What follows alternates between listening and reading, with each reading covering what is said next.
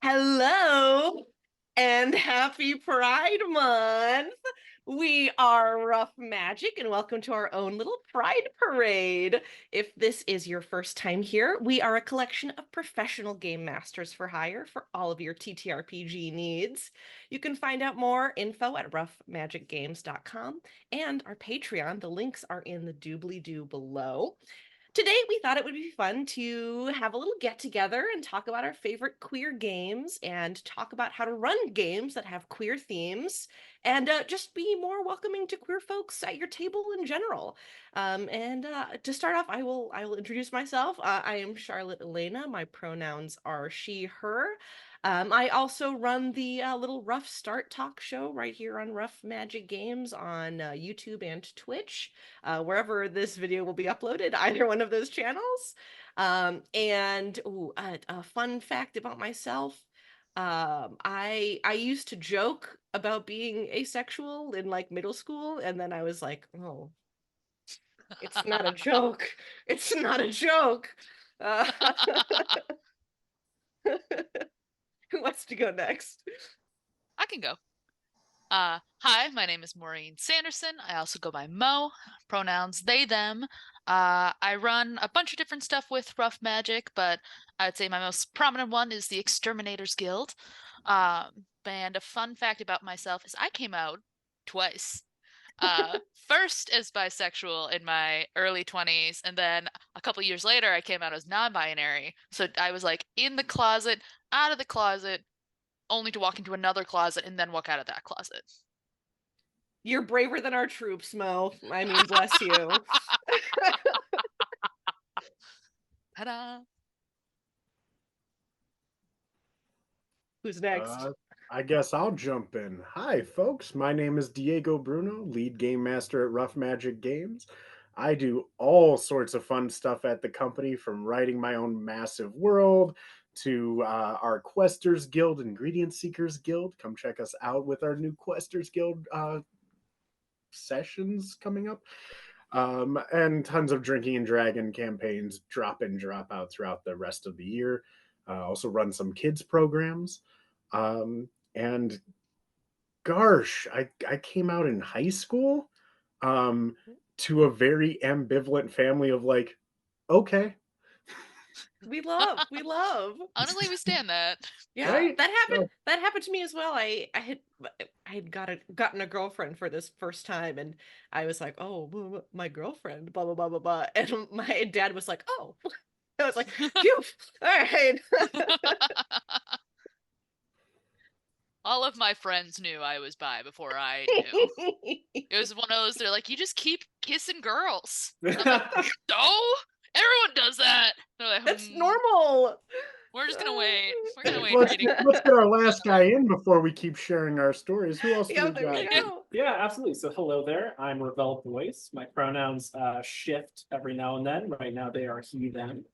I relate to all three of you, having gone in and out of the closet. It took a while to find out that I was an asexual.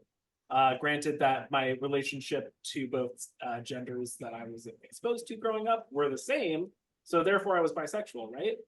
Turns out the negative can be existent. And then, of course, later I found out that I was gender fluid. I kick myself for saying both genders in a sentence. I know that it's a gradient. I experience that myself often. We understand. Gender and sexuality, very complicated. The language is always not always as evolved as what the actual feelings and truth is on the matter. We understand. We know this to be true. Absolutely. I was a LARPer before I was a Dungeon and Dragoner. So I did a very fun stand-up version of Changeling the Lost, where we were in costume, walking around in very theater kid-esque fashion, which was a lot of fun. Oh, I love that. Love Changeling the Lost. I've never LARPed, but it's on my list of things that I need to do in my life because I would love it. Yeah, absolutely. Fantastic. I'm so happy you all could join me today. I think I want to dive in and talk about some queer TTRPGs. Obviously, you can make any game have queer characters and queer themes in it, but I just want to highlight maybe some lesser known games that are, explicitly about queer identity, queer themes, etc., etc. I have my little short list, and then if anyone else has anything they want to add, we can how do we want to do this? I'll just pose this question. Do we want to go around and talk about, or should we do like just like a lightning round of a bunch of different stuff? Why not make it a game? Quick, everyone start. We'll list them one at a time, and any duplicates, you're out. I'll start off with Dungeons and Drag Queens, brought to you by Brennan Lee Mulligan and the rest of them over at Dimension 20. Was an amazing thing to watch. If you're not into playing just yet and you're just getting started out, go check out the guys at Dimension 20. Everything from queer representation from players all the way up to tons of wonderful characters. Just a great way to start and get into it and like see some good representation, I think, is a good way to check out them. Love that. That campaign was so lovely. Oh And yeah. I believe there's also a Seattle, so somewhere in the West Coast based podcast also called Dungeons and Yep. Drag Queens. So they had their little moment in the sun as well when Dimension 20 announced that campaign. No, it was very cute. I believe there's another group out on the West Coast, also known as Butches and Barbarians. Hell yeah. Also, great group representation. We love. Incredible. Hey, I'll go next. Thirsty Sword Lesbians Yeah. is a TTRPG where you play, it's kind of like a magical girl campaign. If you think about if anyone's ever watched, Revolutionary Girl Utena, how very lesbian that television program is. Thirsty Sword Lesbians is definitely emulating the that queer subtext in those types of animes. And it's lovely. It rocks. Shout out to Thirsty Sword Lesbians.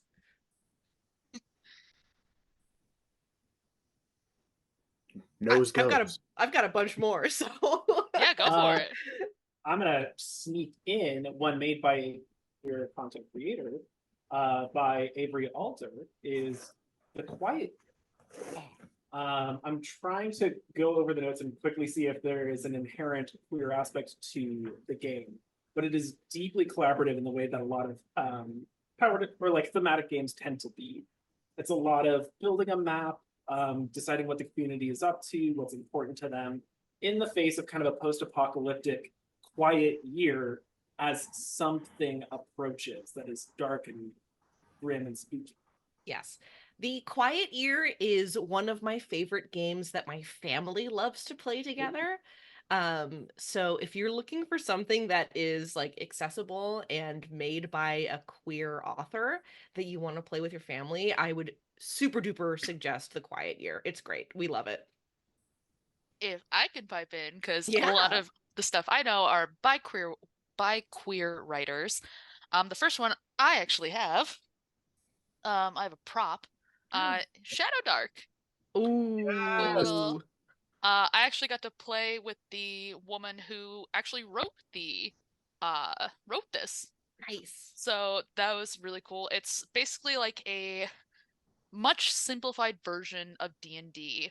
So I really liked it because I thought it was a great introduction to D&D. So if you're feeling kind of overwhelmed by all the choices and feats and checks and all this stuff, like this was a great introduction to just some of the mechanics of D&D, like getting used to rolling and everything. That one I super love. And then there's one that I'm really excited about. There's this group I found. They're called Formerly Feral Games. And they're like a big queer owned very queer company, and they just put out this one called The Crowned RPG that sounds really cool, where essentially like you get to play your own god. And I think that sounds so sick. Hell yeah. I want to talk about The Crowned on Rough Start sometime in the near future, Yay. so people who like watching Rough Start have that to look forward to. A sneak peek. Sneak peek. No promises, but I want to make that happen. No promise. Yeah. It's so funny that you brought up Avery Alder and the Quiet Year because I have 2 more Avery Alder games on my list. Let's go. I have Monster Hearts 2. Gets a huge shout out for having rules about asexuality in it. Because a large part of Monster Hearts is there's like an intimacy move, like a sex move. But there is written in stone, like, if your character's asexual, you do not have to do this. You get to do something else. And that's just nice to feel included in that way. Monster Hearts 2. It's like if Twilight was Good. TTRPG. We love it.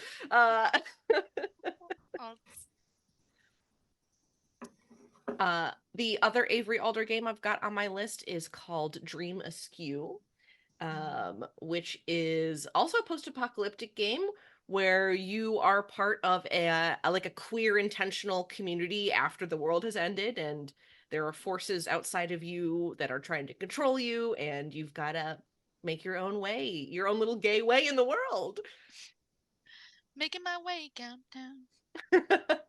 Making my gay downtown. I was trying. Thank you. Thank you for. Walking fast, faces past, because this is the speed that we move at when we're queer. Yes. Power walking. Power walk for the win. Move, I'm gay. Really weird curveball out of left field is the Tingleverse. Okay. And that one comes with a weird set of comments that I've read about it. I did not get the Tingleverse, so I did not see this with my own eyes. But a common trend that I'm seeing across different reviews of people who played it is that it feels more like Dungeons and Dragons than an erotic fiction. Featuring, robust combat rules, going through dungeons, but very little to do with information you'd want to know if you were trying to have gay sex with a were book, for example, or a velociraptor. I'm a true buckaroo. I mean, I love Chuck Tingle. I think they're fantastic. Tingleverse. Chuck Tingle takes up an embarrassing amount of shelf space, yes. Embarrassing amount. Amazing. Incredible. Anyone else? Definitely the best. Sorry. No, nothing. Nope, you could skip that. Don't worry about it. Don't worry about it. All right, we'll motion to strike that from the record. These are not the words you're looking for. I've got a couple more on my list as well. I have a big list. I like indie TTRPGs, so I've got a lot of them. Do it. I am gonna lightning round these. A Cozy Den is a game by Kira Magrin. You play as lesbisnakes. So the top half you are a lesbian, the bottom half you are a snake. And you are building your little den for the winter, and it has to be cozy. It's lovely. So cute. It's lovely. Together We Write Private Cathedrals I'm trying to remember who wrote that game.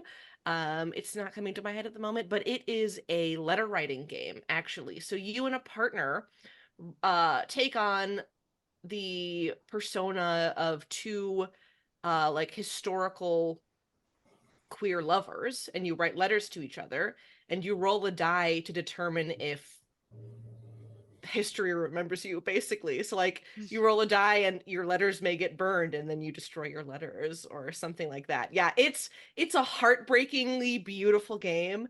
Together We Write Private Cathedrals. Love it. I have their page up right now. It is Rufus Roswell. Thank you. Thank you. When I read that when name, I wrote it. No, I'm not Rufus. I'm so sorry.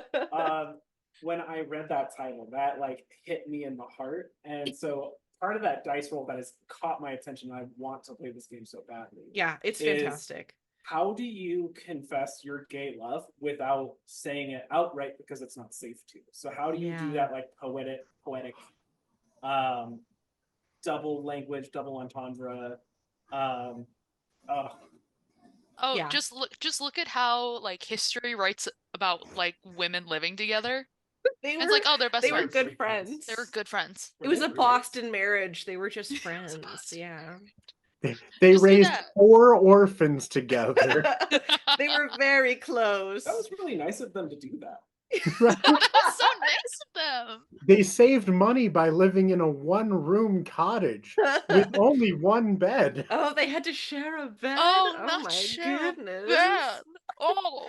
And they were roommates. And they were roommates. Um, fantastic. The last one I've got on my list is Blue Rose, actually, which is an older game. It's from 2005 originally. And I believe one of the writers is Jeremy Crawford, who is now the lead writer at Dungeons and Dragons and Wizard of the Coast. And it is a game where, in the lore, the default for every person is to be bisexual. It is an anomaly for someone to be straight or gay. And Straight James Tiberius Kirk out here. yeah, absolutely correct. And I just really appreciate that from a game that is from 2005. Yeah. It's pretty surprising to see. You can also play psychic animals in the game, so if you like playing as whimsical psychic animals, Blue Rose is actually really great. It's crunchier than any of the other games on this list, but it is also very fun and pretty gay as well.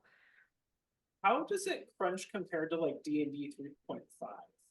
Oh, it is not as crunchy as 3.5. Okay.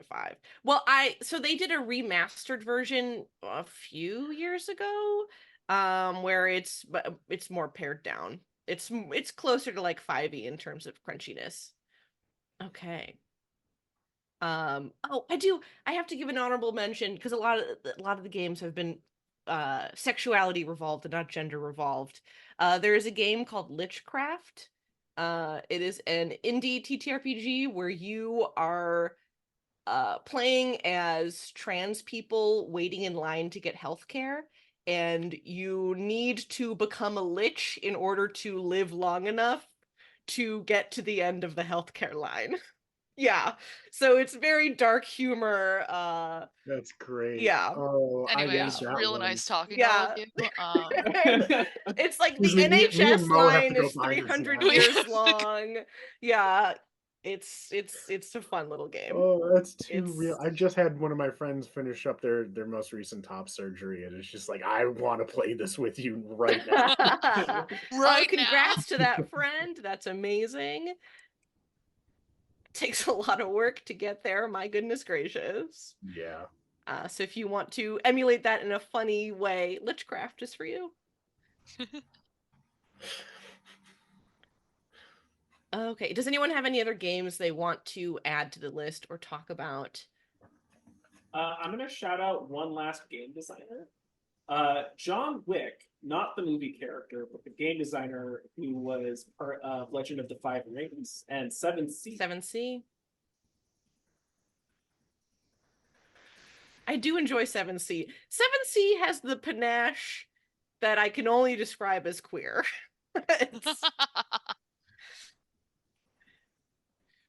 Yeah, I 7C think is it a would game be that I want to play. I'm an outsider looking in. I'm at the glass. My breath is fogging the window. Let me in. I was 7C does something I really appreciate. The book defaults to she her pronouns instead of he him pronouns. They them I think would be the most ideal, but it's nice to get like a script reversal of like no, the game master, she may do blah blah blah blah blah. It's like, oh yes, John, I may, thank you. just for the ego stroke. Yeah. I'm gonna throw the Circle Isles on there. Hey. My world that I've written and I'm publishing. I'm a queer creator. It's got tons of queer characters and tons of queer plot lines. This counts. Hey, listen, always be plugging. This absolutely counts, Always Diego. be plugging. Always be Yeah, folks, plugging. if you want to check out the Circle Isles brought to you by Rough Magic Games, donate to our Patreon and maybe you'll get a hard copy in the next 5 years. Yes. Let's go. There you go. Hopefully that wasn't an audio nightmare, but you know. I didn't hear nothing. I really wish I have a fan right now. Oh, thank you. Ah, yes. Yeah, thank There you you. go. I like with the blur effect that just looks like a haze of rainbow oscillating. Yes. Sending Yeah. me literal gay vibes. I'm always sending people gay vibes. That's my goal in life. Before we get too much further off topic, what's the next beat that we're supposed to Yes, hit? let's talk about making your table more inclusive, more welcoming, making your games gayer, queer themes in your games. I mean, Diego, you've got the Circle Isles. I feel like you're the expert on this topic, so I'm going to let you speak on that. I mean, for one, normalize the fuck out of it. I mean, don't make it like I love all the indie games right now, especially the ones making a deliberate like part of the mechanics, the gender, and making it like part of the world and like actual role play where it's actually baked into the system. That's great. However, I've taken a lot more of a subtle route where it's just like, hey, welcome to this town. Yeah, this is the mayor and his husband and their adoptive daughter. We're not going to make a big deal about it. They just exist, and that's fine in this area. And it's like, hey, sometimes the representation we're looking for is casual. Sometimes it is like we need to see it or we're deliberately looking for it. Other times it's like, hey, this is also for the straight white guy to show up and be like, oh, I'm going to have to confront some of my beliefs, and that's good too. Absolutely. Yes, hero, you've been hired by the flaming homosexual in the corner because his husband has gone missing. And it's not a cheating thing. He's been kidnapped. It's great. The flaming homosexual is actually just a tiefling. Yeah, literally flaming. This straight white paladin is like, I don't know. This is rainbow money. I really got to confront some things in my past to figure out if I can take this job. Oh my Five goodness. of the party members turning to you and being like, really? You're this bigoted in this day and age? And then he learns a lesson by the end of the episode. There we go. Exactly. It all turns out fine. I always recommend, like, hey, how do you make your game more gay? Put more gay in it. Shocking. It's very much the meme of like Professor X and whatnot. It's just like, just add a couple more sprinkles of it. Like, yeah, it's one additional line of dialogue of like, oh, the witch that hired you, the lesbian witch that hired you. Congratulations, you've made it queer inclusive now. Good job, player. Yeah. Yes. A family can be a hag coven. A family is a hag coven. A family is a hag coven. That is specifically a matron run family right there. Absolutely. That is exactly a hag and her wife and her wife and her wife. And their adoptive son who's going to grow up to be a staunch paladin, weirdly enough. Yeah. It all comes together. I think we're writing a one-shot as we speak. I think we are. I think that's what's happening. Isn't some of like hag lore where like they kidnap like a girl and eventually she'll turn into a hag? Yes. What if we make a trans allegory? We kidnap the little boy because he doesn't realize that she is going to be a beautiful girl one day. You know what's so funny is I actually was playing with this in the opposite direction of like, I just wrote 7 women as NPCs. I'm gonna like add some diversity in here. What if one of the hags is a trans man? Like, what does it mean to be a man witch? This is now sponsored content. Yeah, I am going to hear this for the entirety of that D&D session. The moment the players figure out that they can say man witch, it's over for me. Incredible. Yeah. This is a man. You have to say witch man now. No, stick with man witch and be sure to describe them as the extra chunky kind. Extra chunky. Oh. I don't like the mouthfeel of that. I'll just say that. He does not exist for your mouthfeel.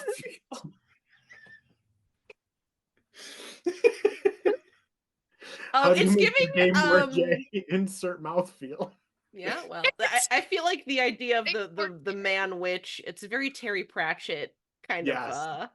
vibe, which is excellent. Um, I think This is my witch man, not to be confused with my man witch. yeah. Kind of They're in on a that note, relationship. I would definitely say, like, speaking of making 7, women NPCs, think about your ratios. Think about your ratio of men to women NPCs, gay to straight, trans to cis. And I like realistically, obviously, for example, like men and women, it's about 50%. But I, as a woman, like to bump up the female NPC to maybe like 60%. Just because I feel like overcompensating sometimes is okay. Mm. Uh, and it reminds me of a sorry, you were gonna say something, Mo. I'll finish my Oh no, thought. I was gonna chime in, but you're still going, so you do Oh, you. cool. I was at Gen Con a few years ago now, maybe like 5 or 6 years ago, listening to a talk that once again brought up a second time Jeremy Crawford. How very weird. But he was saying that when he is publishing these D&D adventures, he makes sure to always have at least one queer person in the adventures. And that number has bumped up to more than one in recent numbers. And that's the one credit I will give Dungeons and Dragons, is putting queer NPCs in their pre-written adventures. I will point out one thing. And it's like, hey, if you are trying to write queer adventures, don't just add like one person and be like, there. This Because is like the gay. specifically like Lucas messed that up real bad because he was like, oh, I want female representation.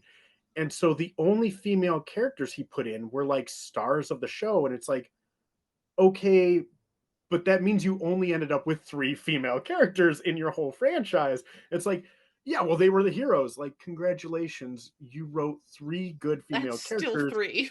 but there was 3 out of like 180 men. So it's Yeah. like your ratio doesn't reflect your intention. So it's like, hey, if your intention is to write a queer game, please put like at least a 40 to 50% queer voice in there. If they're a repressed demographic in the game, yeah, go ahead and have that as less than 50%. But like, explain that they're a depressed demographic in the game. Yeah. Don't just be like, we're going to repress the numbers, but also say they're the heroes. Like, are Yeah. they? Yeah. Or are We you gotta just kind of being like, my savior on a pedestal? The it's one about good big day. picture, Yeah. right? I'm suddenly thinking about the TV trope conservation of ninjutsu, which is the rule of how many ninjas on screen dictate how powerful that ninja is. That's why one ninja fighting 1,000, the ninja who's the one is going to win. If you have one queer character, that one queer character has to represent everything queer, and you're going to be pressured to show them off doing it. And so it's going to be like a wrecking ball when you could have just had a set piece. Especially if you ask Yeah. like any real queer person, like, oh, hey, what's your friend group like? It's like, oh, they're 12 chaotic gays and not a single one is the same flavor. Yeah. So That's actually my band, 12 Chaotic Gays. How did you 12 chaotic know? gays. Can I join? Can I Wow. be one of the 12? Can I join your band, Mo? 13, yes. Yes. No, no, you've unlocked the ritual. You have avoided 13. All of the gates are open now. Welcome to hell. Surprising little known fact, a baker's dozen of gays is all it takes. Bacon. Yeah. Hell on earth, baby. Let's go. One thing I like to, when I'm, because I love to do a lot of homebrew, that's kind of my cup of tea. But when I'm putting together a game or a campaign or anything like that, when it comes to NPCs or any bigger players, even the BBEG, I always like to look at it like if you put a mirror up at a pride parade, what do you see?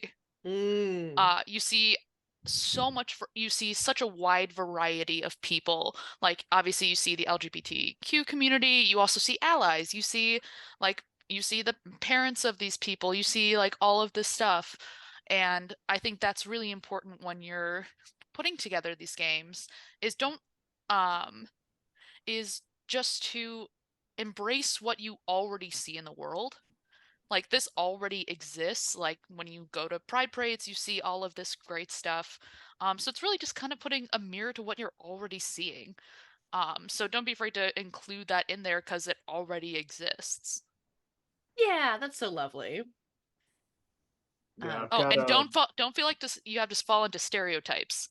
Like, your fun gay NPC, Hey like male NPC, girl. doesn't always have to be like, "Hey girl, hey," like, or anything. Like, they could literally just be normal and be Yeah. gay. Yeah, on that note, I was also just going to bring up stereotypes. Mhm. For some advice that feels counterintuitive, but you have to learn what the stereotypes are in order to avoid them. Because I'm going to charitably assume that you are a person with good intent and you're not going to intentionally put stereotypes like that in your game. So if you don't know what the stereotypes are, you may unintentionally put them in your game. And that, you know, is avoidable if you do your research and learn what they are, which feels like a bad thing to do, right? But it's important to understand so you can avoid them. It's having that awareness of the fact that they exist. It's not like, "Oh, I'm going to intentionally pursue this." It's, "No, I'm making myself aware of this so I don't, you know, fuck it up." Yeah, like a really exactly. big example is essentially the gay accent, that super lispy, high pitch. It's like having that is not wrong to have in your game.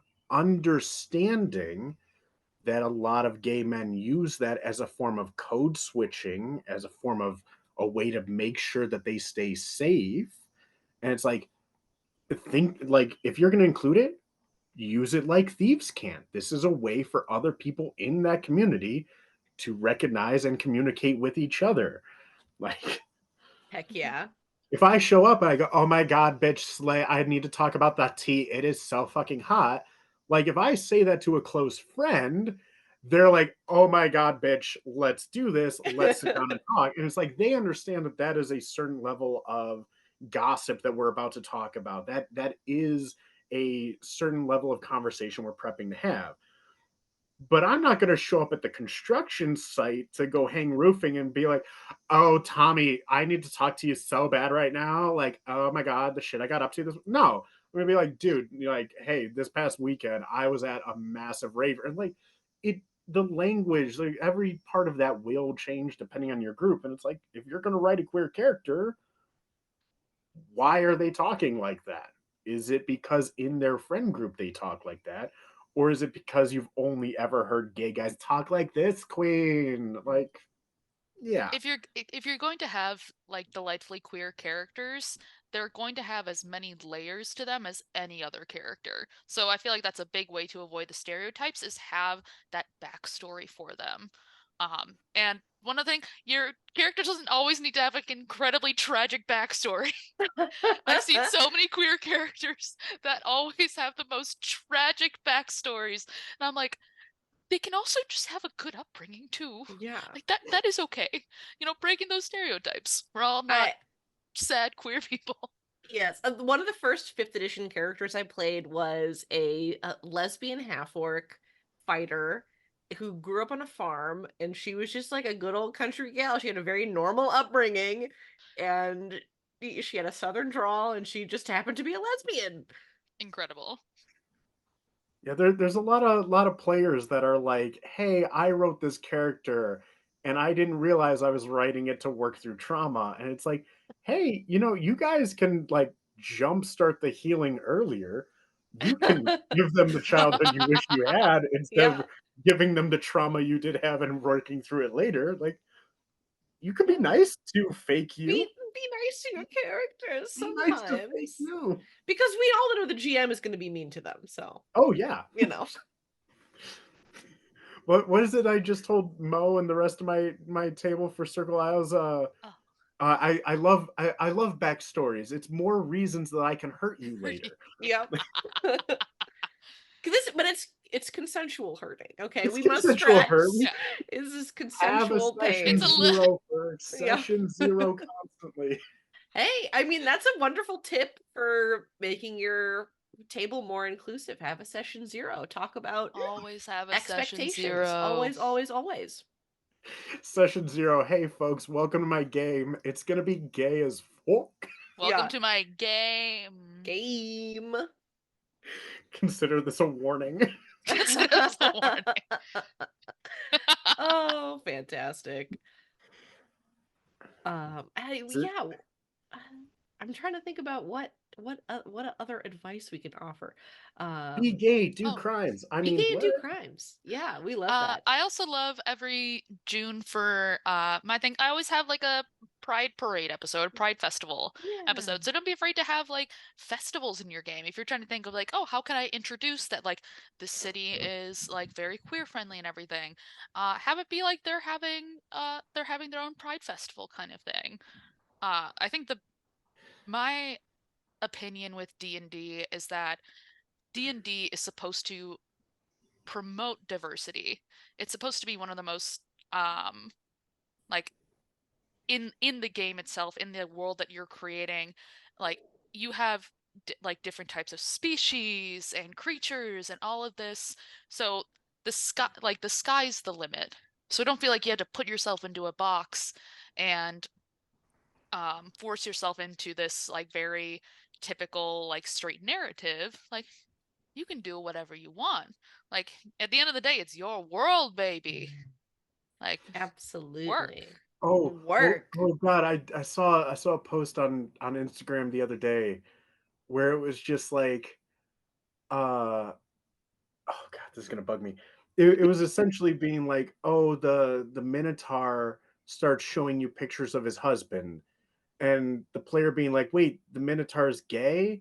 That doesn't seem realistic. And it's like, the 8-foot cow person being gay doesn't seem realistic. Like that's where you're getting hung up on That's the this. Like, part you take umbrage with? right? Not the dragon you guys made accounts with last week, not the gnomes that climbed out of the tree 2 weeks before. No, Yeah. the Minotaur being gay. That's where you got hung up. Like, nah. Like, yeah, in a Extremely world of silly. fiction, more people should be gay and poly and like monster fuckers exist in this world. Why can't they exist even more? Like, why getting caught up on straight or gay? Why not hung up on more of why you like Minotaur and not dragon? Yeah. I agree. Listen, my notes literally also say think outside the box. And I think that you have to remember, like, this is a fantasy world. It can be anything that you want. Like, the cultural attitudes don't have to be like anything we remotely see on Earth.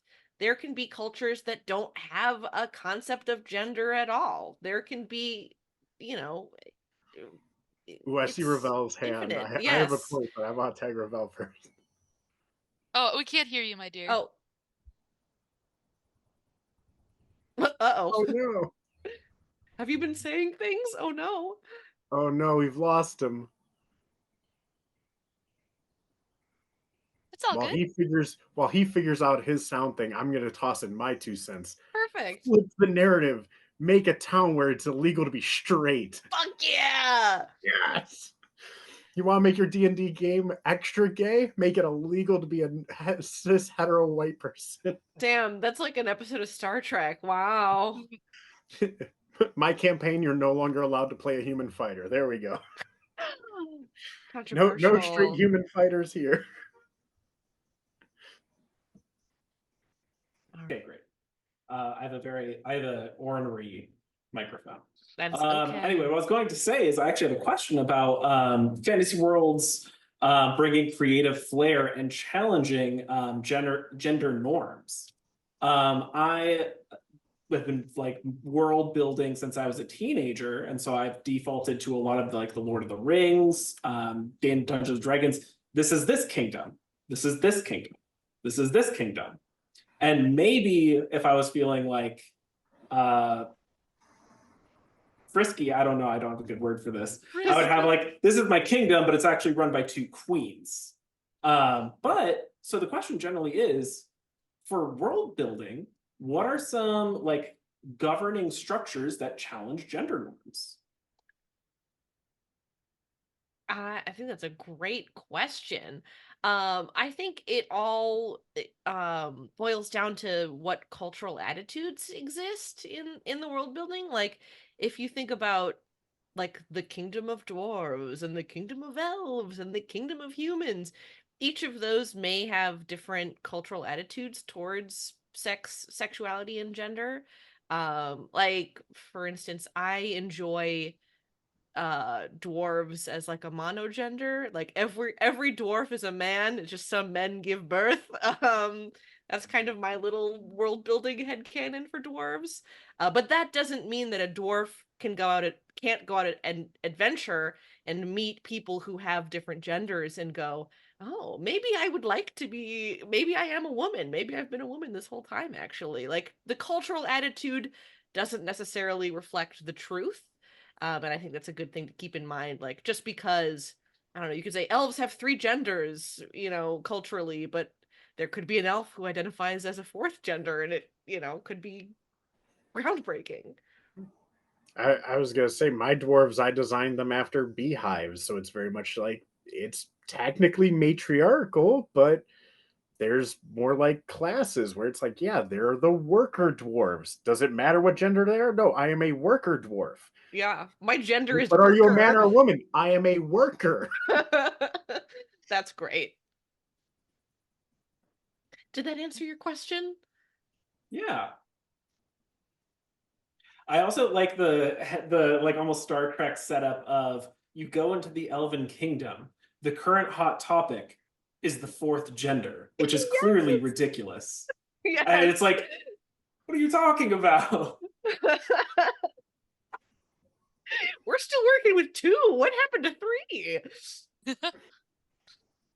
Yeah, that's fantastic. I am any sort of Star Trek parable, I'm here for. Let's make a Star Trek episode about a fourth gender, please. I'm sure there has to be one, right? There is a Next Generation episode where they go to a planet where no one has a gender. They're all like agender, but there is one who wants to be a woman. And that's very frowned upon.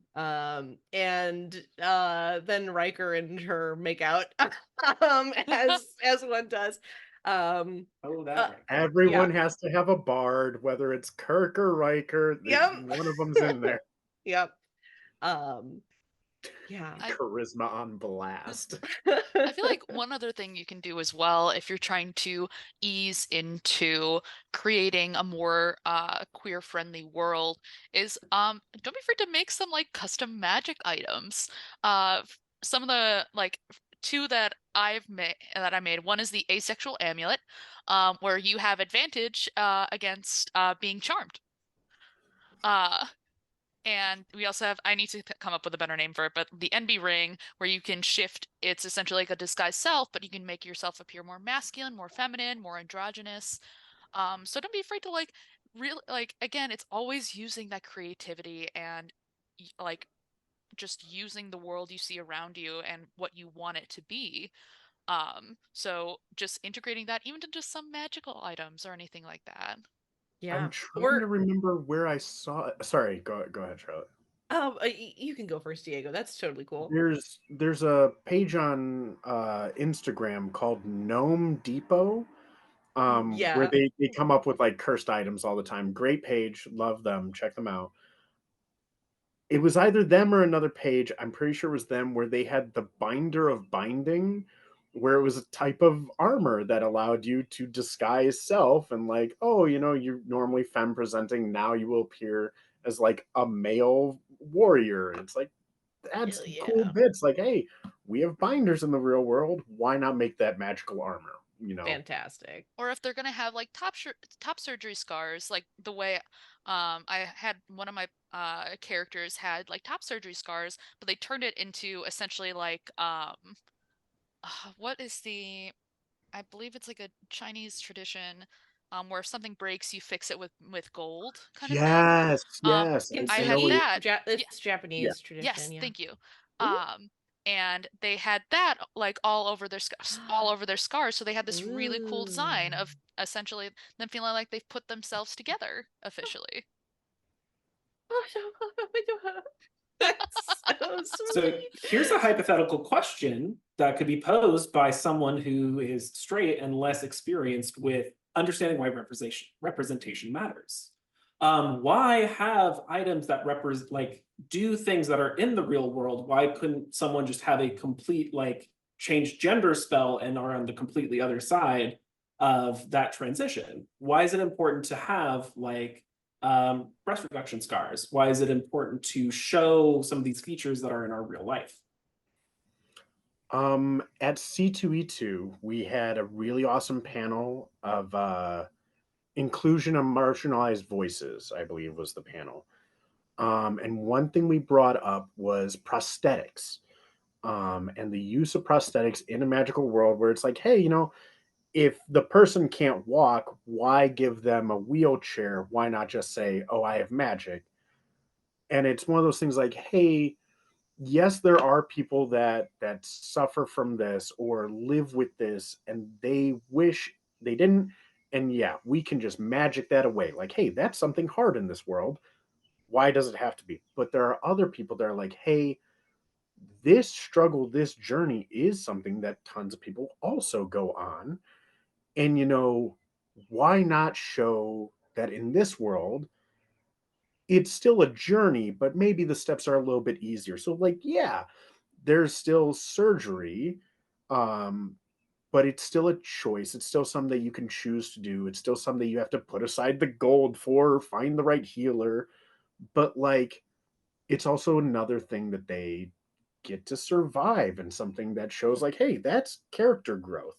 Whether it's on the sheet or in real life, that's something that you got to make an honest choice, follow that path, and live with the consequences, regardless of if you like it, you didn't like it, or whatnot. It helps make that story just that much more relatable. And even if it doesn't directly apply to you, it does at least double as a great example for people that haven't gone through it personally. Like if you've never had body dysmorphia, great, good for you, congratulations.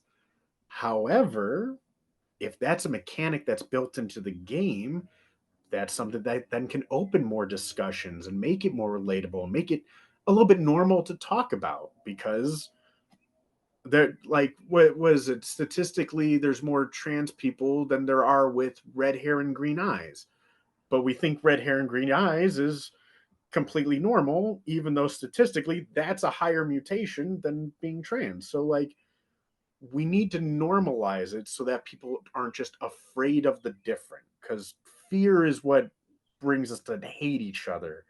So if we can normalize it, then that's just Charlotte up the road. They use they them pronouns, yada yada. And now it's just that's just another human that I can be friends with versus like, well, I don't understand her. And it's like, well, they use they them. Wow, that her person. Like, Mhm. yeah. So if we can normalize it in our games, we can normalize it in the real world. And if we normalize it in the real world, that's one less pain that we have to deal with. I And think that oh, go ahead. I think that normalizing, these queer identities at your table is also helpful for people who are not out of the closet yet. It lets them know what if they know and they're still in the closet, it signals to them that it is a place that is going to be safe for them. If they do want to come out to you, then they will know that you are chill, right? Or if they don't know it yet and they see it represented and they identify with it, it may be kind of a domino effect where that moment at the table where they met a character who was trans or played a character who was a different gender than themselves, and then that starts the wheels turning and they realize something. Like I think it's really about catharsis, right? Like it is relieving to see yourself represented and to know that you can be a hero in this game and in real life as well. And Ooh. Sorry, go ahead, Mo. oh, thank you, dear. And one other thing I think that's important to emphasize is that um, just be I'm trying to think of a way to put this. Using magic to fix something, um, like creating that sort of narrative, is always putting an emphasis on the negative of that. So always saying they're fixing a problem. So normalizing it and including it in your narrative of not magic can't fix everything, kind of thing, is that it doesn't have to be a problem. Not like queerness isn't born from tragedy. It's born from accepting yourself, accepting who you are, accepting other people and their identities. At least what I think is born of joy of being your true authentic self. So the idea that you're just trying to use magic, it's like people who are deaf, not all of them want hearing aids, or not all of them want a cochlear implant. They're just very happy to be deaf. Like, that's possible. That's very much a thing. People are just happy with how they are. So if they just have a prosthetic, or if they're just living their life as a queer person, that doesn't mean that there's a problem. It just means they're experiencing their joy in their own way. Oh, mic drop from Mo. Oh Yeah, man, that was awesome. it's not a problem. It doesn't need to be fixed. I mean, damn, that's so true. I'm That gonna was attempt a lovely. one up. But pretty much because like I run kids programs in Hinsdale, and I do summer camps for kids and whatnot. So it's like I love and hate the question when a kid is building a character and they go, "Is it okay?" Especially when it's like, "Oh, hey, you're a 9-year-old boy," and it's like, "Hey, I want to play a girl. Is that okay?" Like, genuinely worried about hearing no, and it's like, no, it's completely okay. Like, have fun. Like, this is your character. This is an extension and an expression of what you want to do. Like, I'm making the world anyways. Like, the one thing you have complete control over is the character. Like, if that's something you're experimenting with, if that's something you're questioning with, I don't want you to sadly or with terror in your voice ask me if it's okay to play that way. Like, it's a game. Play. If it helps you on your identity journey, if it helps you answer questions about yourself, even better. But like, this is a safe space to do that in. And like, and if you decide that you are straight and, you know, uh completely cis and hetero and everything like that, then like, cool. At least you had a place where that was considered normal to experiment and play in. Tons of trans people start very much by just playing the opposite gender in a video game, and it's like, oh well, I saw how I looked on the screen without a beard, or how I would look in a dress for the first time, and that cracks, and it's like, cool. So yeah, let's bring that to a place where like everyone from kids to adults can start on that little journey and be like, yeah, this is safe, this is normal. What do you think, Ravel? I'll be Just to put you honest, on the spot. you three hit everything that I was going to say, but I'll do a quick highlight and stamp of it's so important to see the echoes of our real life so that people feel safe and included in your game. And Mo, you specifically hit out of the park. If it's not in the game and people are saying, why don't you just get it fixed? That breeds an accidentally hostile environment. Mm-hmm. Exactly. Fantastic. Oh, I love that. We're so good at this. We're such good advice givers. Look at us go. Stop. I will I give a shout out really quick to the human fighter. This is like a great place to the human playing fighter. in a like comedy situation, and pardon the double entendre, playing it straight allows other people to crack the TV tropes and the jokes that they want to make while you're the like, yes, I am the yes man here. Yeah, fantastic. In defense of the human fighter, that's going to be the next discussion panel. Defense of the human fighter. Yeah, An I'll play autobiography. Leo. They I'll don't just need be it. the They have so many hero. feats. they do. They're fine. They're doing okay. They're doing just fine. They've got their sentinel, their polar Right. master. No one needs to defend them. They're good. Yep. In fact, they're the ones defending their friends. Be the human fighter ally you want to see in the world. If you're gonna be the token Yes. straight, be an ally. Absolutely. Watch Amazing. out for that thin ice that they're all on. Yeah, plate armor, step softly. Yeah. Thank you. I was hoping somebody was going to take the armor bit. Fantastic. I mean, I think on that note, I think we can wrap up. Sounds Does about anyone right. have any last words? Oh, God. Any very This final is our thoughts? final broadcast. Yeah, if you liked our content, check out all our socials and donate to our Patreon to get even more. Or if you're in the Chicagoland area, come check out one of our, 18 monthly events now?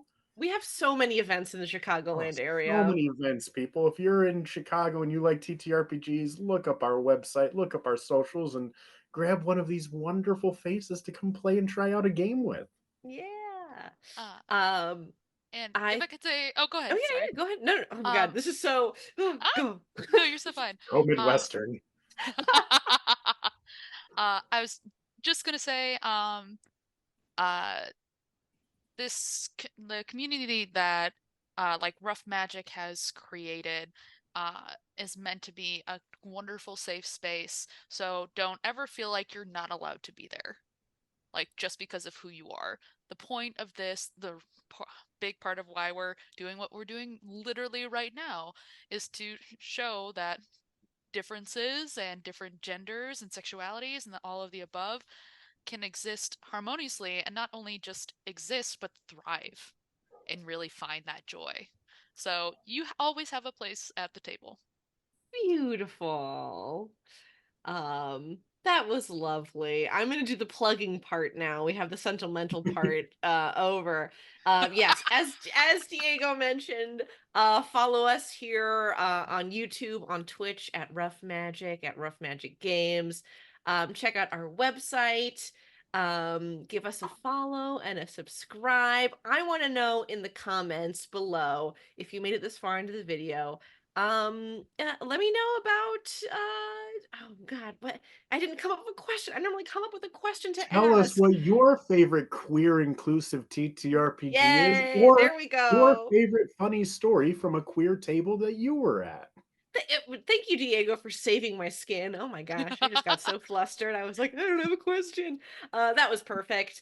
I No, have you are perfect. oh my God, Are we're we all playing perfect. Thirsty Sword Lesbians right now? We kind of are. I heard like Are 3 we? of those keywords back to back. Yeah. I am I- definitely that lesba snake right now. Yes. Like, stop it. Stop. Amazing. Roll 2d6 for me right now. No, okay. You don't think I have dice on me right now? Let's do this. You I'm threaten always me? prepared because I have to like reach. I'm ready. That Literally is opening my bag Always of armed. we have so much fun here. I have been Charlotte Elena. You can follow me online on all the social medias at the Cornbreb with a B. Where can people find you guys out there in the world if you want to have people find you? Oh God, you could find me on Instagram at, I believe, GMD Bruno. That sounds right.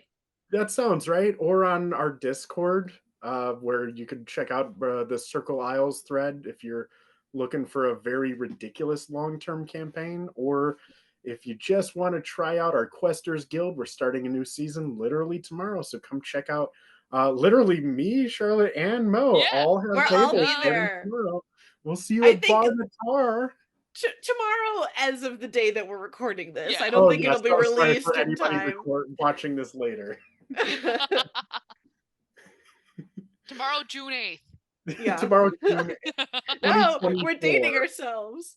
Oh God. I'd date me. Hey, I date me. ayun. Would you date me? Yeah, find me on Tinder.